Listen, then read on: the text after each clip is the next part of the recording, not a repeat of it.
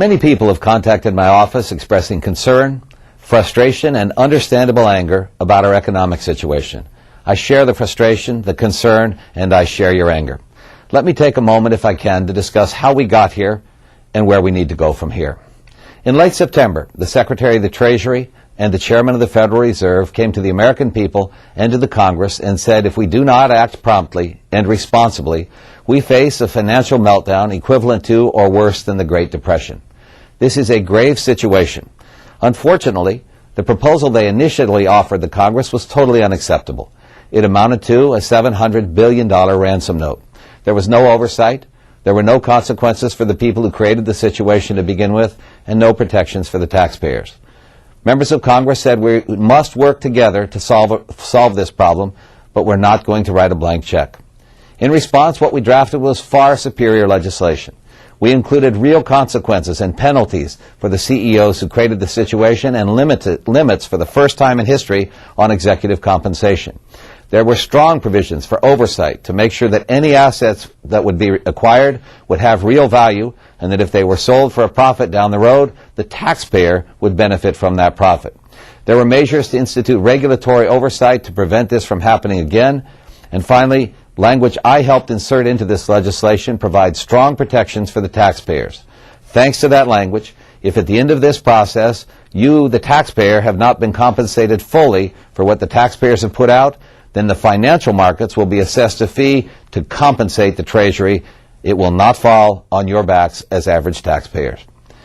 In addition to this bill, the final legislation contained absolutely important provisions for the Pacific Northwest and for our state in particular. Legislation I have championed for years to reinstate sales tax deductibility was included in this package.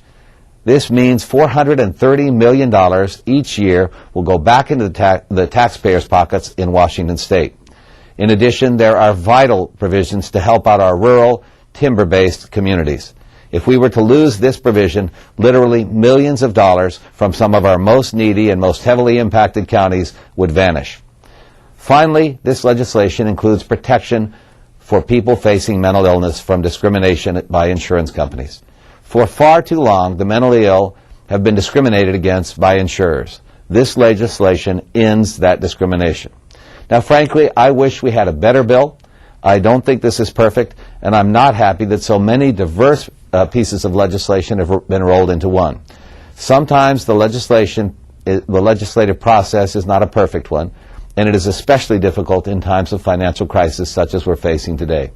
But if the choice is to do nothing, let our financial situation deteriorate and collapse, create conditions under which students could not get student loans, homeowners could not obtain mortgages, businesses could not function, and unemployment would spread, we can't let that happen. And if the choice is to let people continue to be faced with discrimination by insurance companies, we cannot let that happen. And if the choice would be to impose a $430 million a year tax increase on Washington State taxpayers, we can't let that happen. And finally, if the choice is to leave our rural timber communities suffering and seeing their schools close, I cannot let that happen either. Under difficult circumstances, we must make difficult choices. That's part of the challenge facing a representative government. My belief is most people understand that challenge. Even if we're angry about how we got here, we have to act responsibly about where we go from here. This is not the end of the work Congress will be doing to solve our current financial difficulties and to prevent the situation from getting worse or recurring in the future. I thank you for your interest, and I thank you for your time, and I look forward to discussing the matter in person back in the district.